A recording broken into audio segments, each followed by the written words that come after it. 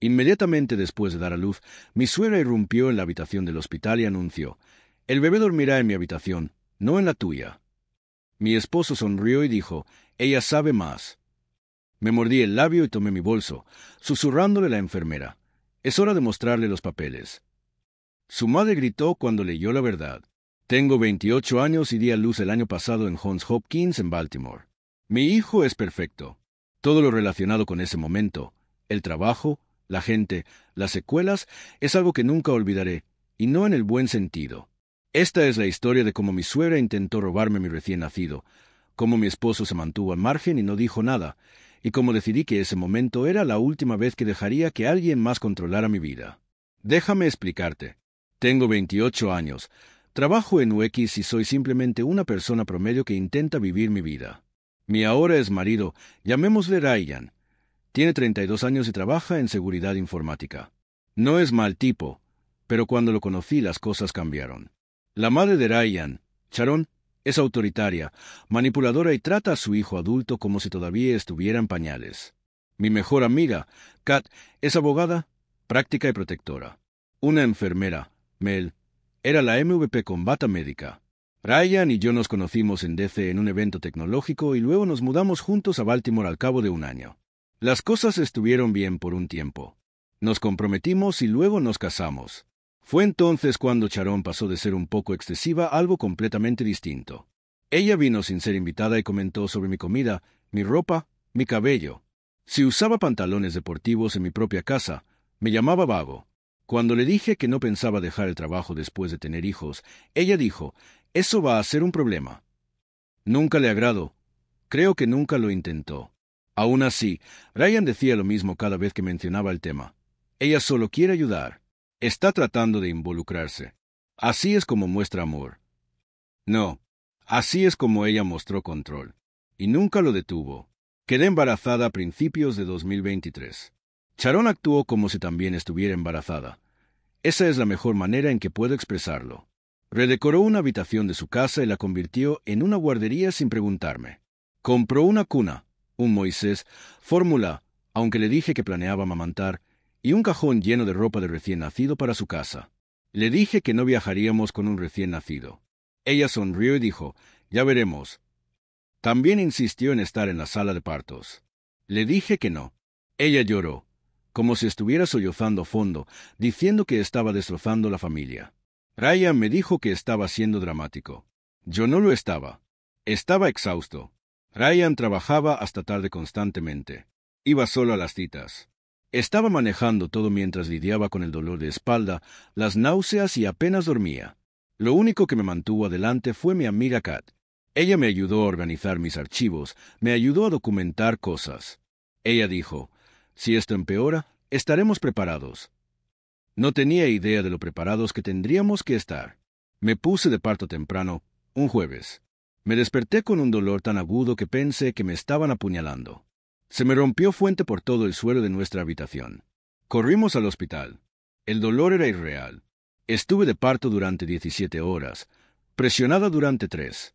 Mi hijo, llamémoslo Caleb, vino al mundo gritando, rojo y hermoso. Lloré.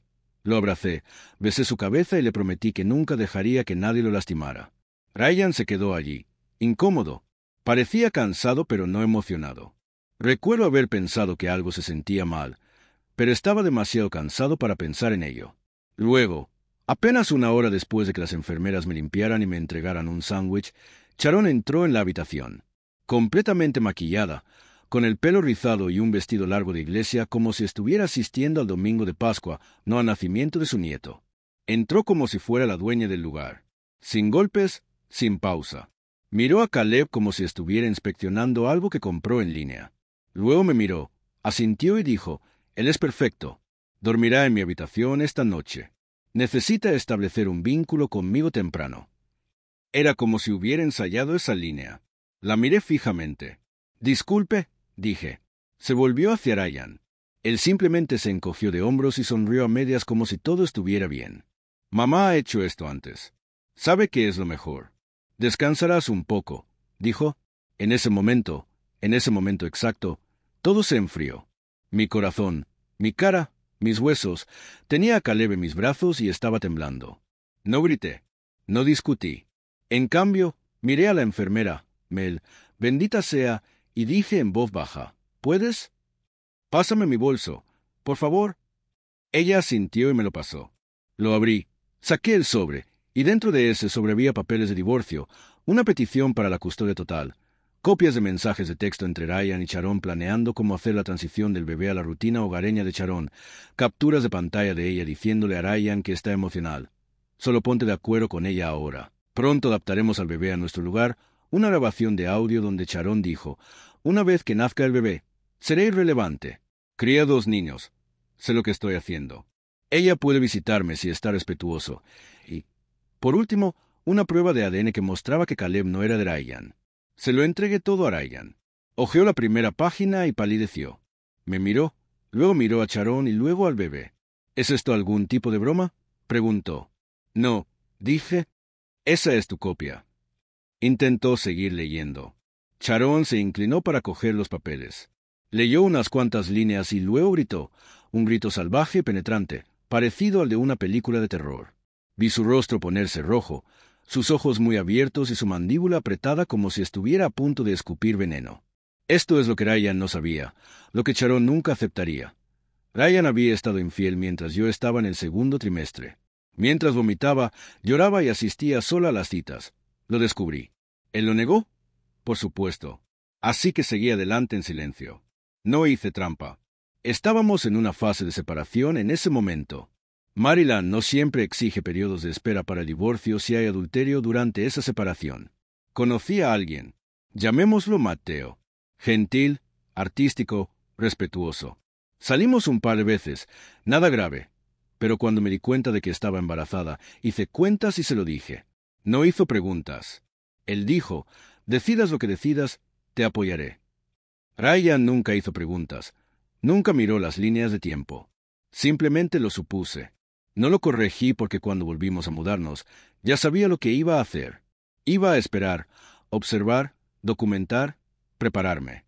Kat me ayudó a reunir todas las pruebas que tenía, copias de todo, discos de respaldo, un plan legal. Todo lo que necesitaba era que Ryan y su madre me presionaran lo suficiente. Ese momento en la habitación del hospital fue más que suficiente. El grito fue tan fuerte que resonó por todo el pasillo. El bebé empezó a llorar. Lo abracé con más fuerza, tratando de calmarlo. Sharon caminaba de un lado a otro, agitando periódicos, gritando sobre mentiras, traición y mujeres desagradecidas. La enfermera Mel se paró frente a ella y le dijo, «Señora, baje la voz. Esta es una sala de recuperación. Está molestando a otros pacientes». Sharon respondió bruscamente, «Esto es un asunto de familia». Mel no se movió. «También es un hospital. Tienes que irte». Fue entonces cuando Sharon se volvió hacia Ryan y le dijo, «¿Vas a dejar que me haga esto?» «Para ella, no para ti, no para el bebé, sino para ella». Ryan no respondió. Se quedó allí, con los papeles en la mano, como si estuviera tratando de descubrir si esto era real. Luego, sin decir una palabra, Sharon intentó agarrar el Moisés. Mel se interpuso físicamente entre ella y mi hijo, como si estuviera en una postura de defensa total. «Nunca lo olvidaré». «Estoy llamando a seguridad», dijo Mel. «Da un paso atrás, ahora». Sharon intentó discutir. Demasiado tarde.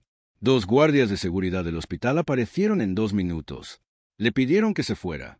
Gritó, lloró, dijo que tenía derechos como abuela. No les importó. La sacaron. Eso nos dejó a mí, a Ryan, al bebé y a la enfermera Mel. No dije nada. Estaba demasiado cansada, demasiado cruda. Sostuve a Caleb. Sentí que lo único que quería era dormir una semana. Ryan se sentó. Parecía conmocionado, con los ojos enrojecidos y la mandíbula trabada. Finalmente dijo, «El bebé realmente no es mío». Le dije, «Sabes la respuesta. La sabes desde hace un tiempo». Él asintió y susurró, «Eso pensé». Silencio. Luego preguntó, «¿Por qué no me lo dijiste?» Lo miré. «¿Por qué no dejaste de acostarte con otras mujeres cuando estaba embarazada?» Él no respondió. Esa fue la última vez que me permití sentir lástima por él. A la mañana siguiente, mi teléfono explotó. Mensajes de texto de Sharon, el hermano de Ryan, incluso la tía de Ryan, todos ellos furiosos, diciéndome que usé a Ryan, que estaba destrozando a un buen hombre, que estaba manteniendo a un niño alejado de su verdadera familia.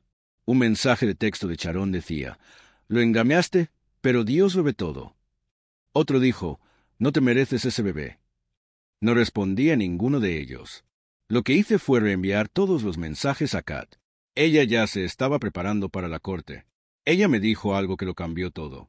Ni siquiera sabía que eso existía, pero aparentemente en Maryland, un abuelo puede solicitar visitas de emergencia o incluso derechos de custodia si cree que el niño está en peligro o se lo mantiene alejado injustamente. Sharon presentó su solicitud menos de 24 horas después de haber sido retirada del hospital. Ella afirmó que yo era emocionalmente inestable, que me negaba a alimentar adecuadamente al niño y no permitía el establecimiento de vínculos familiares.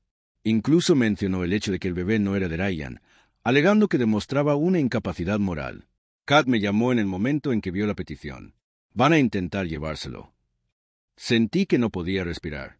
Lo siguiente que escuché fue que Sharon había ido a su iglesia y les había dicho a todos que yo era una madre no apta, que engañó, mintió y robó a un hijo fuera de matrimonio. Dijo que me quedaría con Caleb como castigo contra la familia. La gente de su iglesia empezó a enviarme mensajes, algunos educados, otros desagradables. Una señora envió un mensaje: «Estamos orando para que se arrepienta». Otro dijo: «Entreguen al niño a su verdadera familia. Nunca es demasiado tarde para hacer lo correcto». Tenía falta de sueño, estaba hormonal y me estaba recuperando del parto. Estaba siendo atacada por extraños por hacer lo único que nos parecía seguro a mi hijo. ¿Ryan? No dijo nada. Aquí está la parte que quemó. Ryan y yo habíamos acordado que Caleb no era suyo, que no tenía ninguna responsabilidad legal. Dijo que no quería involucrarse. Entonces Sharon llegó hasta él. Me entregaron documentos que decían que Ryan buscaba la custodia compartida por el mejor interés del niño. No decía ser el padre, pero afirmaba que, dado que estuvo presente en el nacimiento y había estado emocionalmente involucrado, merecía estar en la vida de Caleb. ¿Y la peor parte? Se alineó con Sharon en el expediente judicial. La mujer que intentó agarrar a mi bebé, que gritó en una habitación del hospital que quería que yo desapareciera por completo del cuadro. Querían presentarse como figuras paternas estables. Kat se puso a toda marcha. Solicitamos una orden de restricción contra Sharon. Adjuntamos el informe del incidente del hospital, el vídeo y todos los mensajes. También presentamos una moción para desestimar la solicitud de custodia de Ryan con el argumento de que él no era el padre biológico, no tenía capacidad legal y estaba tratando de utilizar la situación para hacerse con el control. Estaba previsto que compareciera ante el tribunal 2 semanas después del parto, 2 semanas después de los puntos, 2 semanas después de no dormir, 2 semanas después de casi perder la cabeza. Entré sosteniendo a Caleb en mis brazos, temblando pero lista. 2 semanas después de dar a luz, me presenté ante el tribunal con el pelo recogido, una sudadera de gran tamaño y el bebé Caleb en un cabestrillo sobre mi pecho. Me sentí como un fantasma, pálido, dolorido, aún curándose. Kat estaba a mi lado, sosteniendo todos los archivos. Frente a nosotros estaba sentado Ryan, con traje limpio, corte de pelo recién hecho, y parecía alguien en una entrevista de trabajo. Y junto a él, Sharon, vestida toda de negro como si estuviera en un funeral. Un poco dramático, incluso para ella. Entró el juez. Comenzaron con la solicitud de emergencia de Sharon de visitas de los abuelos y custodia temporal. Su abogado leyó una declaración sobre cómo se ocultaba al niño de su familia paterna, cómo la madre rechazaba toda comunicación y cómo el bebé corría peligro de sufrir daño emocional por estar aislado. Kat le entregó el informe del incidente del hospital, las capturas de pantalla de Sharon intentando trasladar al bebé a su casa sin consentimiento y la prueba de ADN. El juez se inclinó y preguntó: «Entonces, solo para confirmar, el señor Ryan no es el padre biológico». Kat respondió: «Correcto, su señoría». Justo cuando las cosas estaban concluyendo y parecía que íbamos a obtener una desestimación, su abogado dijo: «Su señoría, solicitamos un retraso en la moción de desestimación. Tenemos nuevas pruebas que demuestran que el señor Ryan puede ser, de hecho, el padre biológico». Todo se congeló. Me volví hacia Kat. Ella parpadeó con fuerza. ¿De qué están hablando? Ryan se sentó allí, en silencio. Luego Sharon se inclinó y le susurró al abogado, quien se puso de pie y dijo: «El señor Ryan se ha realizado una prueba de paternidad privada y los resultados muestran una coincidencia». Se me cayó el estómago. Miré a Ryan. «¿Fingiste eso?», le dije. «Eso no es posible». Me hice la prueba real en una clínica verificada. Mateo había estado allí. El juez ordenó a ambas partes que presentaran los resultados de sus pruebas y programó una audiencia de seguimiento. Teníamos 2 semanas para prueben nuestro caso. Kat intervino de inmediato. Resulta que Sharon había encontrado una clínica incompleta en la zona rural de Virginia, que ni siquiera estaba legalmente certificada, donde ofrecían resultados de paternidad personalizados por una tarifa. Ryan había ido allí, le habían hecho un hisopo y le dieron un papel con una cerilla. No era un laboratorio real y ni siquiera era un informe real. Kat se puso en contacto con Mateo. Aceptó presentar oficialmente una segunda prueba de ADN a través del tribunal. Cuando llegaron los resultados, el 100% coincidía con Mateo y el 0% coincidía con Ryan. Al juez no le hizo gracia. Sharon y Ryan recibieron una advertencia oficial sobre la presentación fraudulenta de pruebas. Aún así, Sharon se negó a dar marcha atrás. Ella dijo en el pasillo, «Puede mentirle a los tribunales, pero ese bebé es nuestro. Y de una forma u otra, volverá a casa». Unos días después, recibió una llamada de alguien inesperado, la exnovia de Ryan de la universidad. Llamémosla Jenny. Nunca habíamos hablado antes, pero encontró mi número a través del sitio web legal de Kat. Ella dijo que tenía algo importante que decirme. Me recibió en una cafetería cerca del juzgado. Parecía nerviosa. Se sentó y dijo, «Sharon también me hizo esto». Parpadeé. Me dijo que hace 10 años quedó embarazada del bebé de Ryan. Solo estuvieron saliendo unos pocos meses. Sharon la presionó para que no se lo quedara. Cuando Jenny dijo que quería criar al bebé, Sharon amenazó con demandar a su familia por interferencia en la custodia y difundió rumores de que Jenny era mentalmente inestable. Jenny terminó mudándose por todo el país y nunca solicitó manutención infantil, solo para alejarse de Sharon. Luego dijo las palabras que me quemaron. «Sharon no quiere un nieto. Quiere una segunda oportunidad para criar a un niño a su manera. Ve a los bebés como repeticiones». Le pregunté por qué me lo decía ahora. Su respuesta, «Porque eres el único que he visto que realmente está luchando contra ella y ganando». Todos los días recibía nuevos mensajes de texto, correos electrónicos y mensajes de voz de personas relacionadas con Sharon. Recibí una carta mecanografiada por correo del grupo de mujeres de su iglesia. Decía, «Estamos orando para que su corazón se ablande por el bien del niño». Otro dijo, «Le instamos a que considere el lugar del padre en la vida del niño. El perdón es el mandato del Señor». Todavía no sabían que Ryan no era el padre. Sharon le decía a la gente que la prueba de ADN había sido manipulada. Ella afirmó que estaba sufriendo una crisis nerviosa y necesitaba ayuda. Ella estaba tratando de construir un caso para que se le otorgara la custodia temporal de emergencia por la seguridad del niño. Justo cuando pensaba que tenía todo en su lugar, Mateo dejó de contestar mis llamadas. Sin mensajes de texto, sin correos electrónicos, nada. Entré en pánico. Kat intentó contactarlo legalmente, pero no obtuvo respuesta. Llamé a su trabajo y me dijeron que se había ausentado. No tenía sentido. Había estado tan involucrado, tan solidario. Estaba sentada en el sofá, alimentando a Caleb cuando recibí el mensaje. «Necesitas saber algo». Sharon se acercó a mí la semana pasada. Me dijo que si no daba un paso atrás, vendría tras mi familia. ¿Sabe dónde vive mi hermana? Lo siento, no quería desaparecer, pero no puedo protegerte si ella viene por mí. Había amenazado la familia de Mateo. Esta mujer, esta abuela, se había convertido en algo completamente distinto. 3 semanas después se programó la audiencia por la custodia total. Tenía todo listo: la prueba de paternidad real, declaraciones de testigos, capturas de pantalla, clips de audio, textos impresos, la prueba de ADN fraudulenta y pruebas de que procedía de un laboratorio de estafa sin licencia de pago por impresión, informes hospitalarios sobre el comportamiento de Sharon, una declaración jurada escrita de Jenny, la ex Ryan. Incluso sin Mateo, que seguía escondido, el caso era sólido. Llevaba una chaqueta negra. Kat me ayudó a escogerla. Caleb estaba con una niñera. Quería que el juez me viera no hormonal o enojada, sino concentrada. La cancha estaba repleta. Vinieron los amigos de la iglesia de Sharon, al igual que 2 de los primos de Ryan. Kat susurró, «Están tratando de construir una imagen de apoyo familiar». Sharon parecía engreída. Ryan parecía tenso. Kat parecía tener fuego en los ojos. Entonces entró el juez. Nosotros fuimos primero. Kat guió al juez a través de todo lenta y claramente. Luego vino la prueba de ADN fraudulenta. Cuando K presentó el rastro del correo electrónico que mostraba que Sharon pagó $500 por él con un nombre falso, la gente en la sala se quedó sin aliento. El abogado de Ryan se opuso, pero el juez anuló la decisión. Luego, Kat sacó la declaración de Jenny. Lo leyó en voz alta. Cuando tenía 19 años, estaba embarazada del hijo de Ryan. Sharon me amenazó, acosó a mi familia y me hizo creer que era demasiado joven y estaba destrozada para criar a un niño. Me fui para proteger a mi bebé. Ahora veo que ella no ha cambiado. Está haciendo lo mismo otra vez. Sharon se puso de pie y gritó, «Esa chica era una mentirosa entonces y lo es ahora». El juez golpeó el mazo. «Sentarse». Todos se quedaron mirando. Y fue entonces cuando Ryan se quebró. Se puso de pie, le temblaban las manos y le temblaba la voz, pero lo suficientemente fuerte como para oír. «Ella tiene razón».